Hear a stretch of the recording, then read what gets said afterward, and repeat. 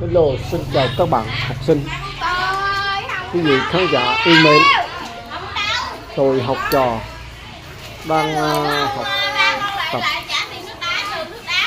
năm nay khởi sắc tốt đẹp, lành mạnh và mỗi đứa trẻ đều yêu thương và tốt. Hello, chào các bạn, chúc các bạn một ngày tốt đẹp, thành công dồi dào sức khỏe. Nay học sinh mới ra mua đồ ăn, vệ sinh sạch sẽ rất là tốt người bán. Ok, xin chúc các bạn một ngày tốt đẹp, thành công dồi dào. Đứa trẻ này nó đến tiền các bạn, bây giờ thấy thương không? Rồi có 7.000 bạc, ta thấy thương không? Hello, xin chào các bạn.